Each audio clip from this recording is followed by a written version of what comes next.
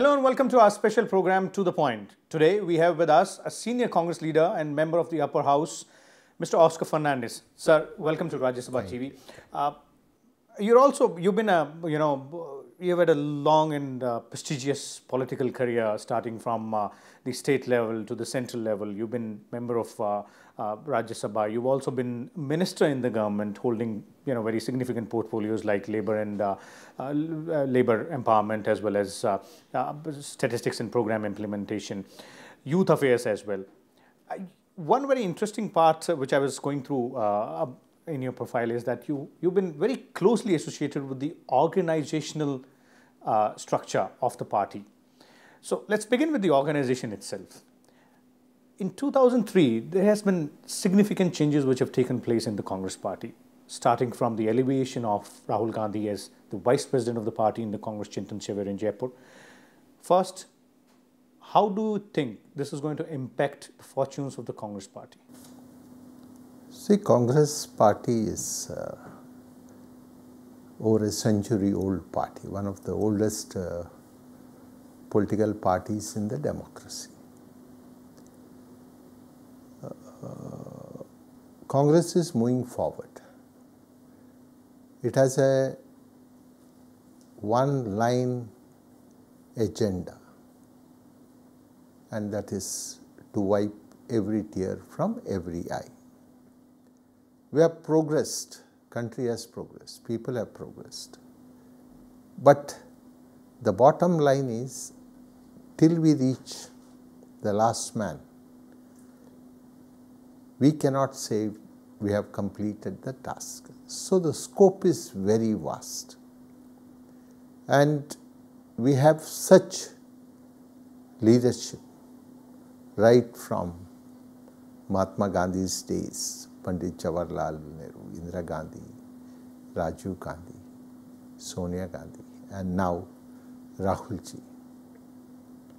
It is a story of sacrifice, commitment. Now that sacrifice and commitment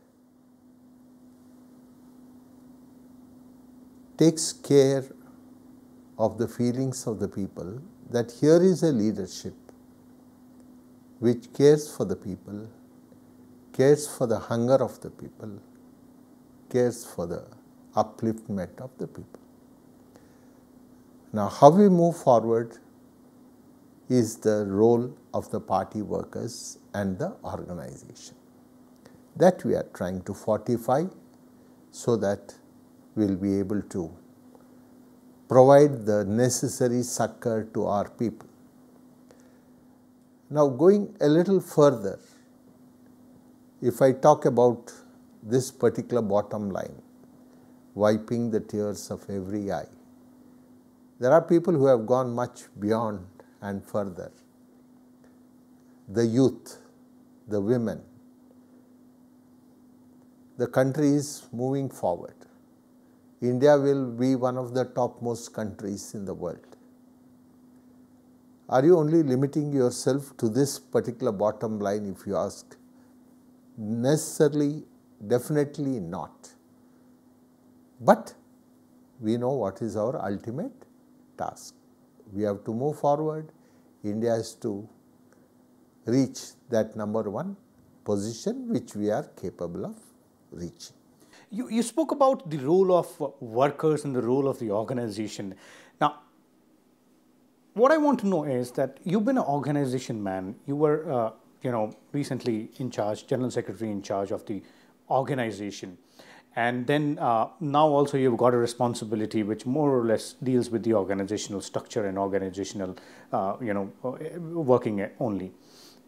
Why is it that in the recent past we've seen the organization not being able to deliver in terms of electoral result for the party in states, specifically big states like Uttar Pradesh, states like Gujarat, and time and again the leadership of your party has pointed out that yes, this has happened because of the organizational deficiencies.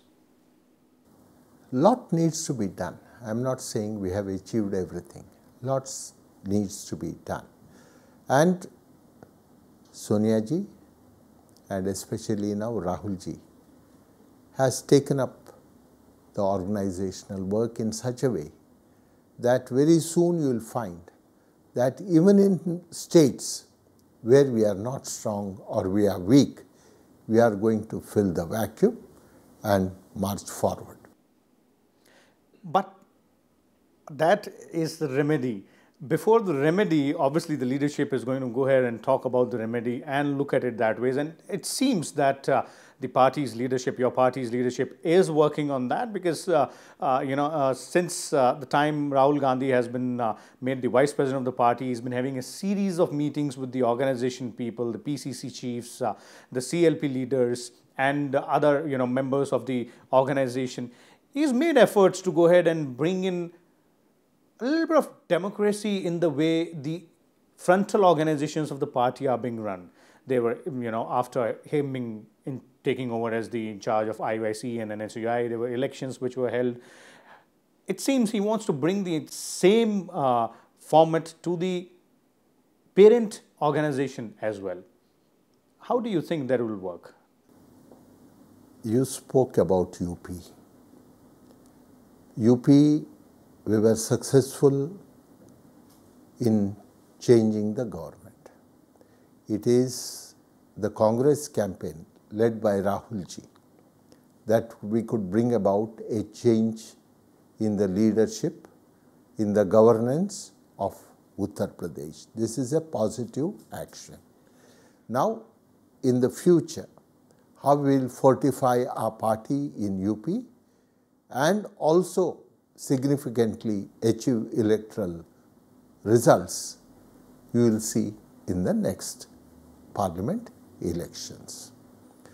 Now, the frontal organizations, we had elections, and definitely there has been a marked change in the working in the frontal organization. In the party too, we had elections, and because of the elections, we are having all our PCCs. In the Northeast, the entire Pradesh committees were a result of an election within the party. Some of the states did authorize Congress President to elect their Pradesh. Otherwise, elections were held at the unit level, district level, and also to the party level.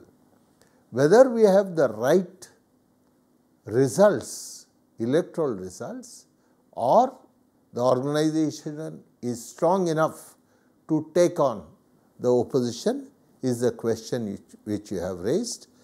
That exercise Sri Rahul ji has started, and I am sure that will yield good results. So basically, you mean to say that the efforts are on to go ahead and ensure that proper changes are being brought in. We'll take a short break here, and when we come back, we will go ahead and talk to Mr. Fernandes about the challenges for the party in his home state, Karnataka, in the time to come. Welcome back. We are in a conversation with the senior leader of the Congress party, Mr. Oscar Fernandes. Sir, let's move to your home state, Karnataka. Last few years have been, very interesting in the state of Karnataka, politically speaking. There have been lots and lots of political developments. Karnataka was the state which gave BJP, the Saffron party, its first government down south, led by Mr. B.S. Yediyurappa. Now Mr. Yediyurappa is not with the party. He's gone ahead and formed his own outfit, KJP. My question first is, the elections are due in the state in some time. How do you see the developments in BJP, that is Yediyurappa breaking away, and the entire tussle which went on between Yediyurappa and his party leadership, affecting or rather having an effect on the electoral prospects of Congress party? So the question what happens in BJP is not our concern. What we are concerned about is the development in the state of Karnataka. Karnataka was a state and is a state which is development oriented, education oriented, research oriented, and to tell you, it is considered as the Silicon Valley of Asia. Not only we call it the Silicon Valley of Asia. You can also see the youth from all over the country, they come to Karnataka to study. And after they finish their studies, they go all over the world, including all over the country. And you will find these youth also in the Silicon Valley. They are running the Silicon Valley. So that being the position in Karnataka, in the last 5 years, we have seen almost non-governance in Karnataka. And people feel today that it is Congress alone can put back Karnataka on the rails.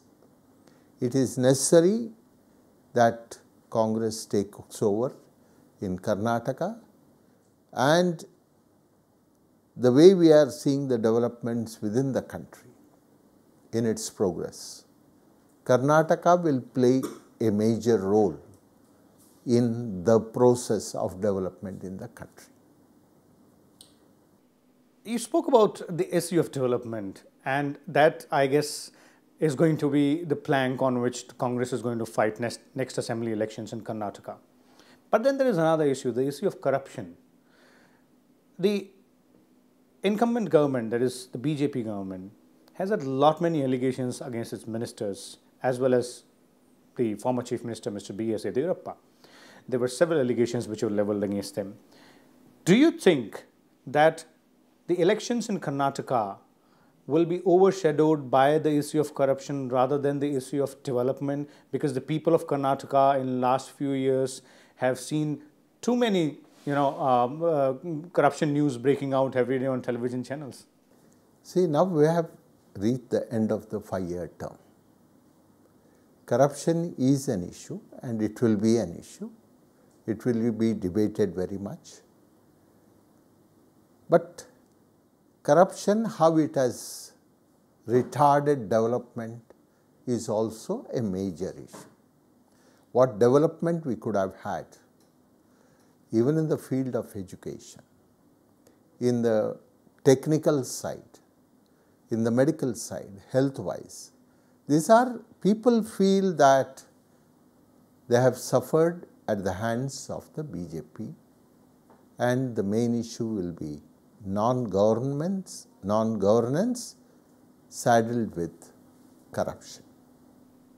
But corruption will be an issue. Definitely, corruption will be an issue, and because of that, you ask anybody in Karnataka, the BJP's rating has gone down to the bottom.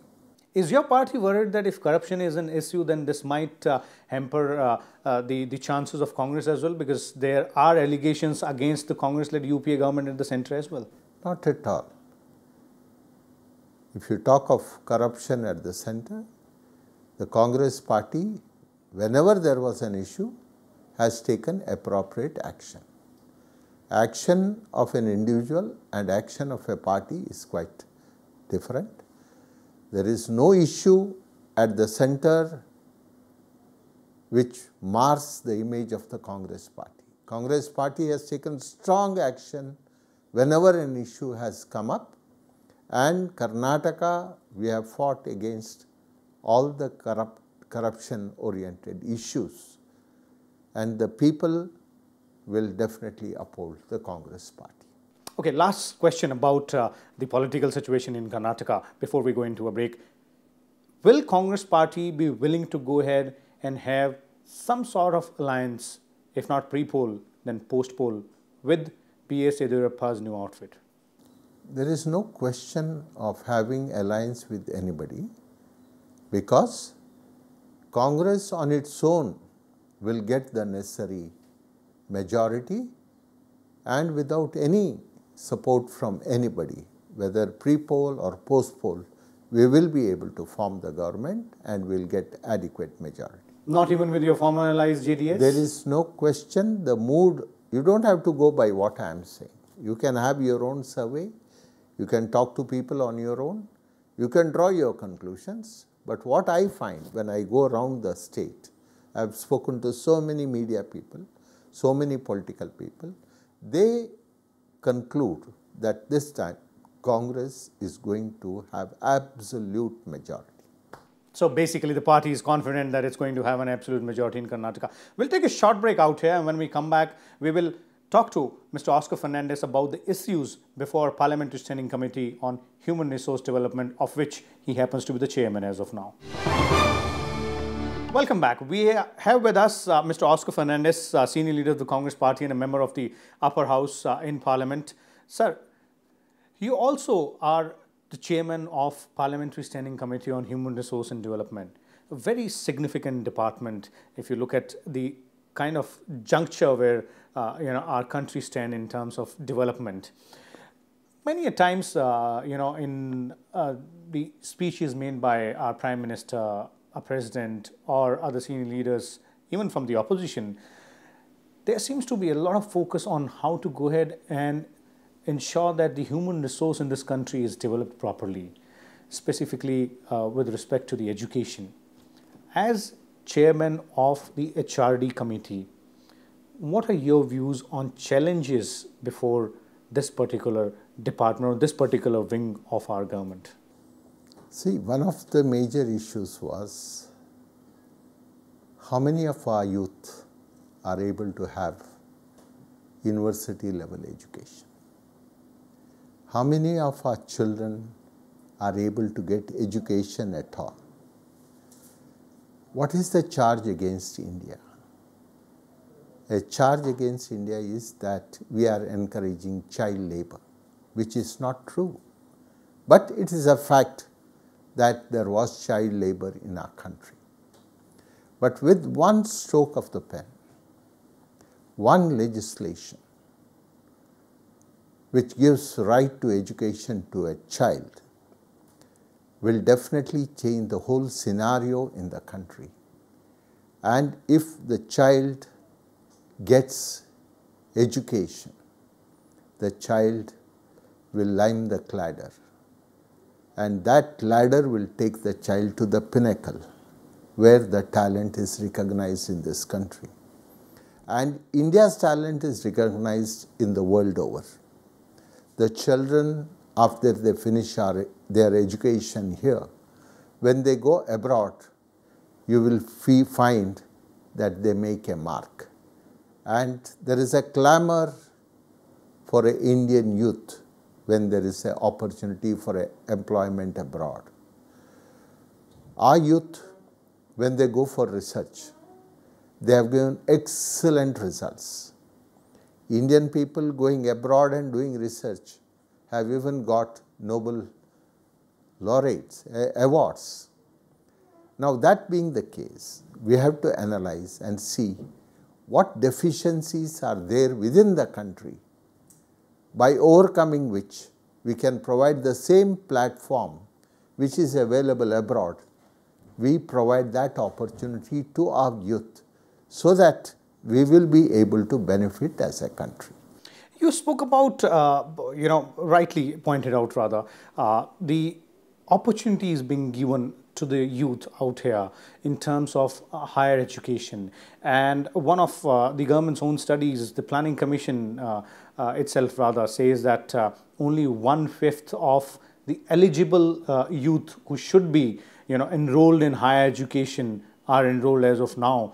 A very dismal figure if you look at it that way. And you pointed out the remedy for that as well. But a bigger question and a very important one is the quality of education which is being given. There is a sense that, and this is both in the government and outside the government as well, that the quality of education, specifically the higher education, is not up to that particular level which can help our youth go ahead and compete with the rest of the world. Is that true? It is not correct. The talent of our youth, whenever they have gone for a competition, it is the Indian youth who are shining. So it's not that our quality of education is not good. What really is required is adequate funding, the research within the country. The infrastructure required for research is not adequate. Now, if you go by the rating, you find that not one of our universities are within the 100 in the world. That's exactly, that's exactly the basis for saying that the quality is not top class. Not one within 200. And the reason is, it is not lack of talent. It is the infrastructure required for our youth to do research and reach that level. Whenever our youth have gone to any part of Europe or America, they have excelled in the research and they have brought credit to the country. So there is an effort within the country to create the necessary infrastructure so that we will provide enough opportunities to have universities where there is innovation, where there is research, and then we will be able to compete with other countries in the grading. And incidentally, one of the bills recently which was taken up by your committee, the Parliamentary Standing Committee on HRD, was the Higher Education and Research Bill 2011. Do you think initiatives like this are going to make an impact in the long run as far as the quality of the education and the quality of infrastructure is concerned in the field of education? When we have analyzed why we are not in the rating, two things are flagged off. One is lack of research. The other thing is that we are not attracting enough foreign students in our country. Now, our own students are going abroad to study, so definitely we will not be able to attract that many students into our country for higher education. So, what we have to make good is enough opportunities for research. That is why we will be providing enough resources. Funding will be one of the major challenges and issues before us. And if we are able to have enough funding for research, I think one of the reasons for our not reaching that level can be overcome. We are also allowing the private sector to come in. It is not only funding by the government. To whatever extent we can fund, we will do that. To whatever extent we will partner with private institutions, we will do that. We will also be inviting private institutions, philanthropists, to take up this task so that education will get the required priority. By 2020, you said 1/5 of our youth are going to the universities. Not even 1/5 of the youth are going to the universities. Hardly 3 years ago, the rate of enrollment was around 13%. And now it has, in the last 3-4 years, it has gone up to 19%. And 2020, we hope to raise it to 30%. So basically, we are hoping that things are going to improve a lot more in the days to come in the field of education, because that's something where the basis of the entire nation's future is going to be. Thank you so much, sir. Thank you so much for being with Rajya Sabha TV. So this was senior Congress leader and a member of the upper house, Mr. Oscar Fernandes, with us. We'll come back next week with a different personality and a different issue. Till then, keep watching Rajya Sabha Television.